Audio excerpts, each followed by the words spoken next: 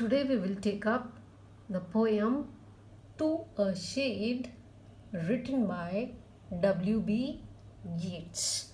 Now, in this poem, the poet, that is Yeats, he is addressing the shade. Shade means the ghost of Parnell. Parnell was an Irish nationalist leader. So, this is one of the most effective political poems written by Yeats, and it gives us the way with which the Irish people treated Parnell. Parnell's betrayal had become the talk of the whole of Ireland during this time. So he is addressing the ghost and starting by saying, if you have revisited the town, thin shade, means the poet is addressing the ghost of Parnell, who was an Irish nationalist leader, that if you have visited Dublin with the purpose of looking at the monument which has been erected in your memory, then please do as soon as possible and return to your tomb. Whether to look upon your monument, I wonder if the builder has been paid. So in this line there is an irony, and it suggests that the people who ill-treated him when he was alive, they have raised a monument now in his memory, but Yeats says that he is doubtful whether the builder has been paid for this monument, or happier thoughted when the day is spent to drink of that salt breath out of sea, or maybe happily inspired if you have come to this place in order to drink the salt breath out of the sea. Here Yeats is giving beautiful description of Dublin, and when he says, if you have come around to drink the saltish breeze which blows around the sea, when grey gulls flit about instead of men. He has come at a time when grey gulls means the bird which fly around instead of men, and the gaunt houses put on majesty. The houses, they appear to be grand by the fading light of evening. Let these content you and be gone again. Let these content you means you satisfy yourself with these sights and ask the ghost not to stay on, as his fellow townsmen who betrayed have not at all changed. He says, for they are at their old tricks yet. They stands for the Irish people. They are same as they were during his times, and they have not at all changed. So it would be better for him to go back and rest peacefully in his tomb. Now in the second stanza, the poet is giving the Hug Lane controversy. In this stanza, the poet is giving us a description of how Hug Lane, who was an art dealer, suffered the same fate at the hands of the Irish people. He says, a man of your own passionate serving kind who had thought. A man. Man means here the reference is to Hughlin.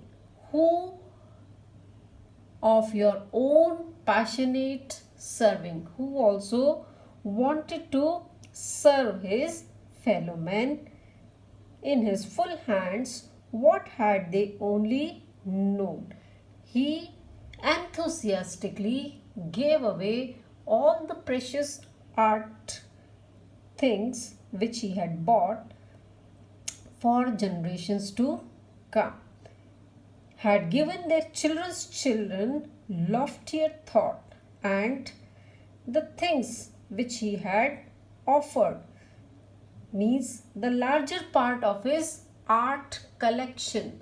It would have formed an art gallery and inspired their children's children for the ages to come, with sweeter emotion working in their veins like gentle blood has been driven from the place. Means this gift of his was provided by Hughlin like gentle blood. It would have had healthy influence upon the people and their generation to come, has driven from the place and insult heaped upon him for his pains. So he says whatever he gifted, instead of praising him, people heaped insults upon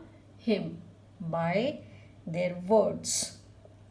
So as controversy developed, Dublin nationalists started attacking him just as they attacked Parnell.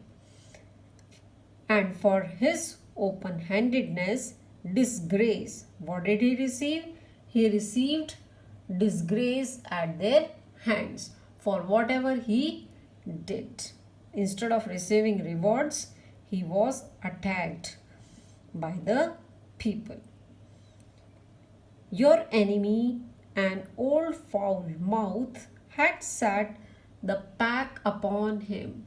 Your enemy means the same person who had instigated people to attack Parnell. He instigated people to persecute the artist, that is Hughlin.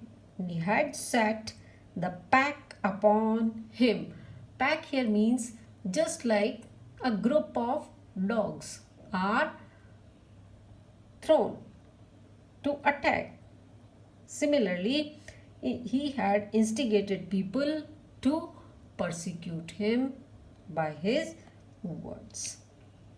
So, in the third stanza, the poet is making an appeal to the ghost. He is saying, go unquiet wanderer. Go means from wherever you have come. It would be better for you to go. And unquiet wanderer, wanderer means a traveler.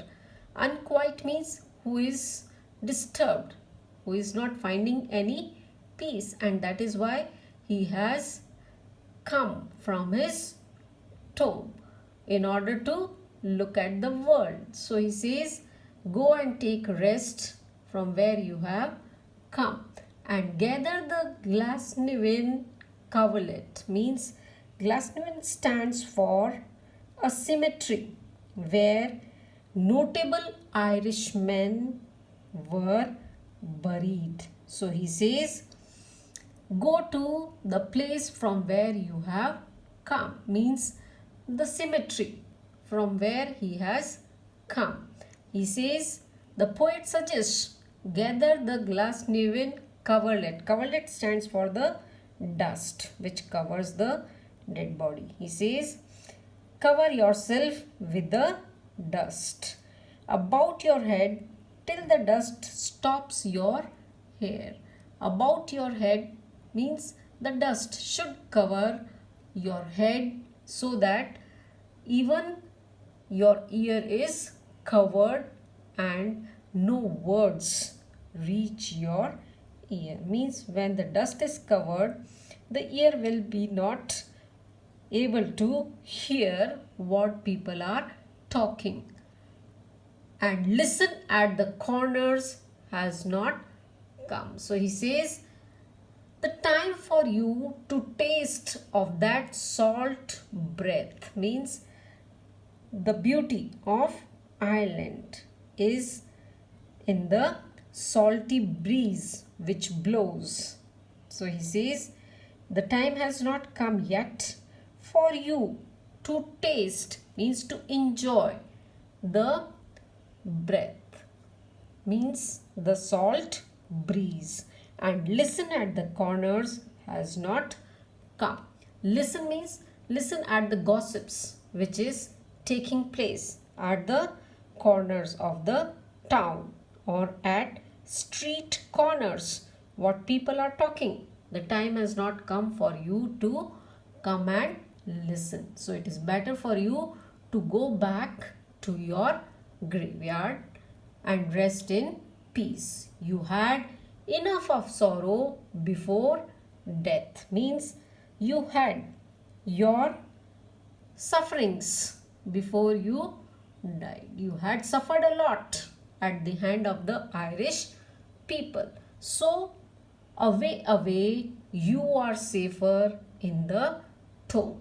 So the poet is appealing the ghost to go away and rest in the tomb instead of wandering around to see what change have come. Now, it is a powerful poetic comment on the treatment given to the political and cultural leaders by the Irish people.